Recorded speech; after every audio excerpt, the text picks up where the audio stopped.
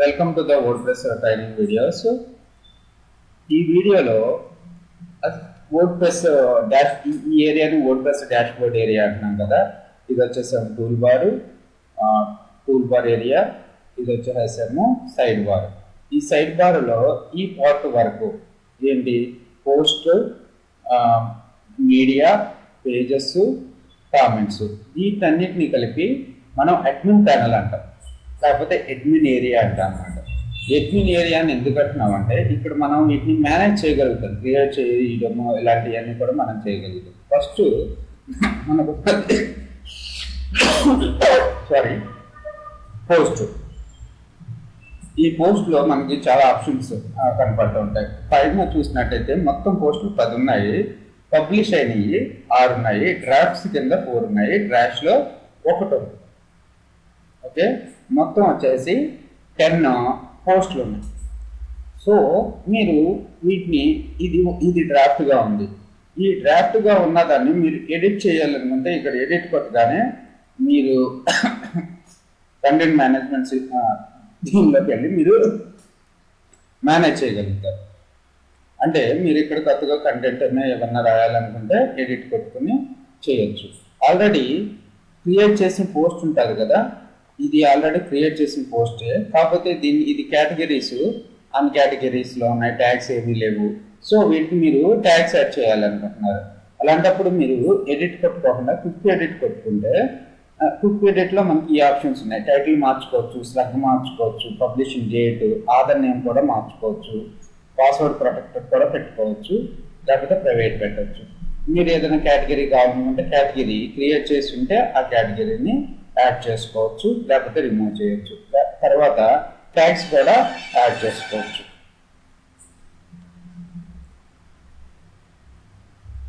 So ఈ విధంగా tags కూడా యాడ్ చేసుకోవచ్చు. ఎలా కామెంట్స్, ఎలా పింగ్స్. తర్వాత దీన్ని డ్రాఫ్ట్లోకి మార్చేసుకోవాలంటే డ్రాఫ్ట్ అంటే ఏంటి, పబ్లిష్ అయ్యి ఉండదు. ఇది ఆల్రెడీ పబ్లిష్ అయ్యి ఉన్నది కాబట్టి మీరు డ్రాఫ్ట్లోకి పెట్టుకుంటారు. అదే డ్రాఫ్ట్లో లేకపోతే పబ్లిష్లో పెట్టుకుంటారు, స్టేటస్ పబ్లిష్డ్. రైట్, ఈ విధంగా మనం దీన్ని స్టేటస్ మార్చుకున్నాం, ఇది పబ్లిష్ అయ్యింది. ఓకే, సో ఇలా కాకుండా ఇక్కడ 4-5 పోస్టులకి మీరు ఎట్ ఏ టైం కేటగిరీస్ మార్చాలనుకుంటున్నారు. సో మూడింటిని సెలెక్ట్ చేసుకుని ఇక్కడ బల్క్ యాక్షన్లో ఎడిట్ కొట్టుకొని అప్లై కొట్టారనుకోండి, ఎట్ ఏ టైం మీరు కేటగిరీస్ కానీ ట్యాగ్స్ కానీ అంటే అన్ని పోస్టులకి మీరు మార్చేయగలుగుతారు అనమాట. Okay, comments, colour, design, format, status, ఇవన్నీ కూడా మనం చెక్ చేసుకోవచ్చు. ఈ విధంగా అన్ని పోస్టులు ఇక్కడ ఏవైతే ఉన్నాయో, లేదు అనుకుంటే ఏదన్నా రిమూవ్ చేసుకోవచ్చు. రైట్, తర్వాత వచ్చేసి మీరు ఏదైనా పోస్ట్ని రిమూవ్ చేయాలి అనుకుంటే ఆ పోస్ట్ని సెలెక్ట్ చేసుకొని, సో ఇది డ్రాఫ్ట్లో ఉంది కదా, how to train your dragon అనేదాన్ని ట్రాష్ చేయాలనుకుంటున్నాను. ట్రాష్ అంటే రిమూవ్. సో మనం రిమూవ్ చేయగానే మనకి సిస్టమ్ దగ్గర రీసైక్లింగ్ బిల్లోకి ఎలా వెళ్ళి ఉంటాయో ఇందులో కూడా ట్రాష్లోకి వెళ్ళి ఉంటాయి అన్నమాట. సో మీరు కావాలనుకుంటే దాన్ని ట్రాష్లో ఉన్నదాన్ని హౌ టు ట్రైన్ రీస్టోర్ కొట్టేసుకోవచ్చు, లేకపోతే పర్మనెంట్గా డిలీట్ చేయాలంటే పర్మనెంట్గా కూడా డిలీట్ చేసేసుకోవచ్చు.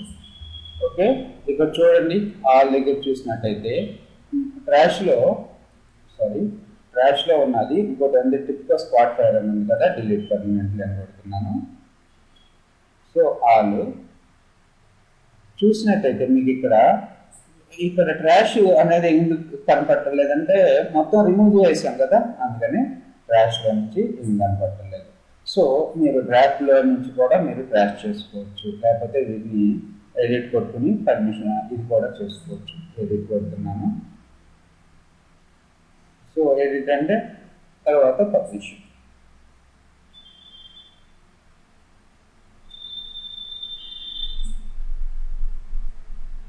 సో ఆల్ పోస్ట్ ఇక్కడ ఫోన్ చేయాలి. సో దీన్ని ట్రాష్ చేసేస్తున్నాను. ఇప్పుడు ట్రాష్ వచ్చేసింది చూడండి. సో మీకు ఇక్కడ చూసినట్టయితే ఆధార్, కేటగిరీస్, ట్యాగ్స్, కామెంట్స్ ఇలా ఉంటే కామెంట్స్ అంటారు. ఏదైనా పోస్ట్కి కామెంట్స్ ఉన్నాయా, మనకి దేనికి లేవు, ఏదో దానికి కామెంట్ పెడతాం. అప్పుడు ఇక్కడ మనకి వ్యూ అనే ఆప్షన్ ఉంది కదా, ఇన్సర్ట్ ఇమేజ్ ఫ్రమ్ టెక్స్ట్. ఇక్కడ కామెంట్ ఆప్షన్ ఉందా, ఏదో కామెంట్ పెడుతున్నాను.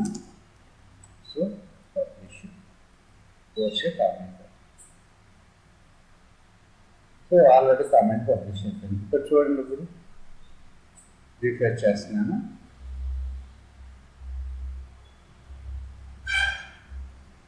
ఒక కామెంట్ అనేది దీనికి ఉంది.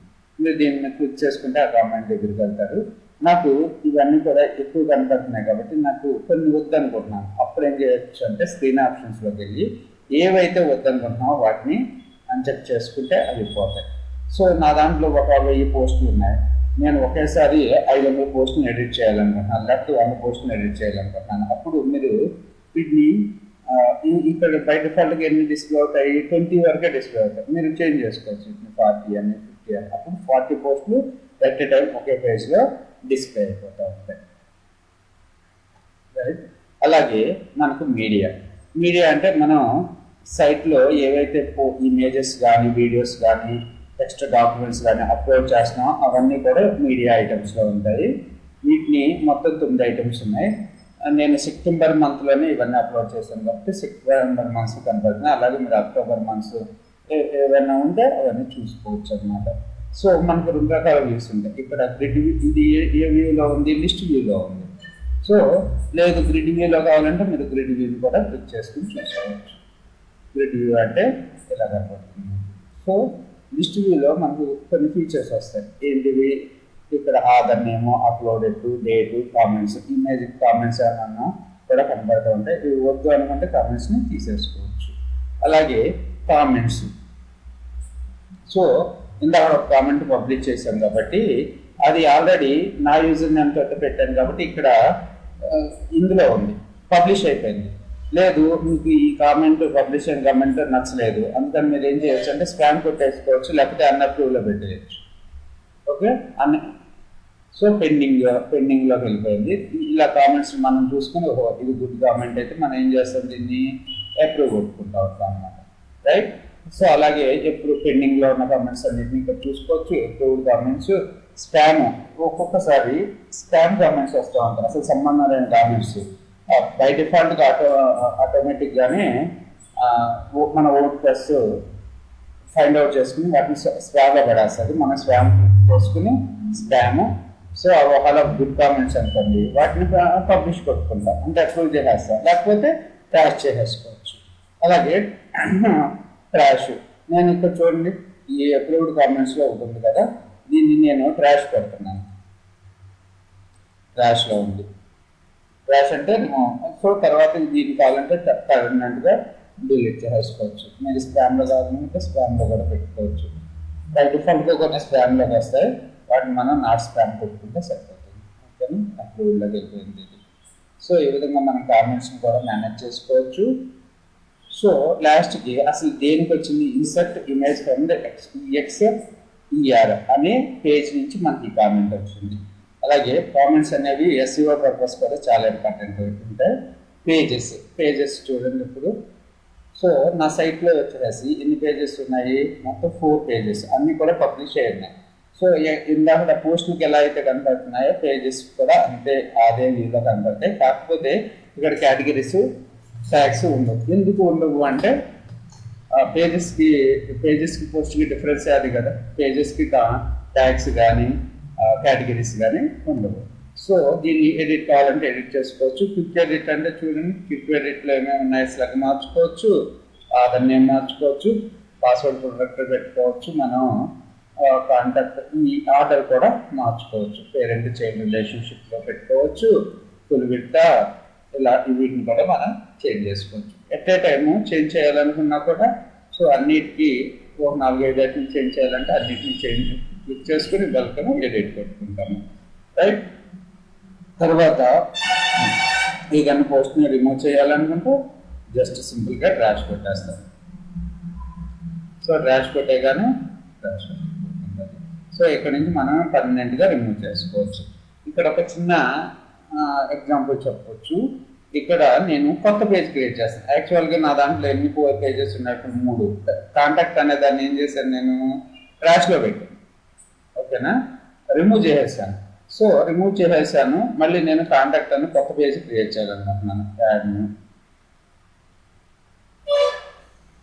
Contact. So publish. So publish చేయగానే మనకి పేజ్ యూఆర్ఎల్ ఎలా వస్తుందో చూడండి.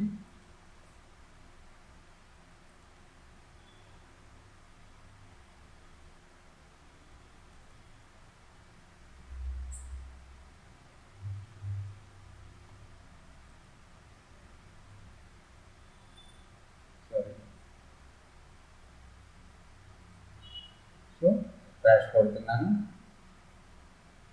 Add new,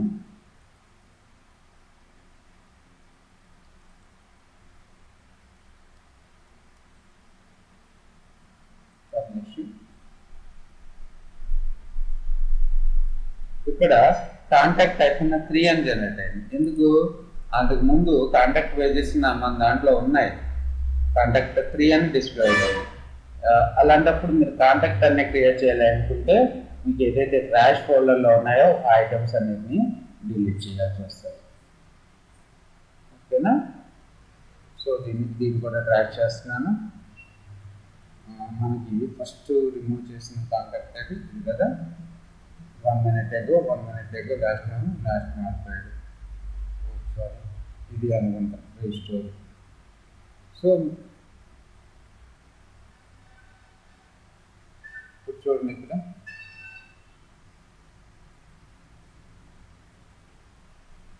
contact page. Okay, so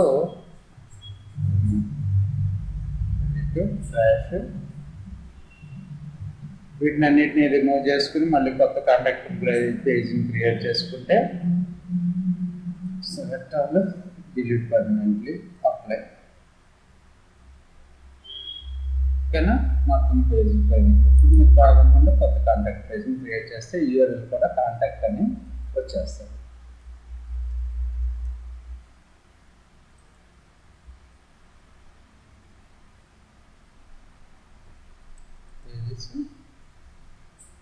so contact page వచ్చేసింది. Thanks for listening.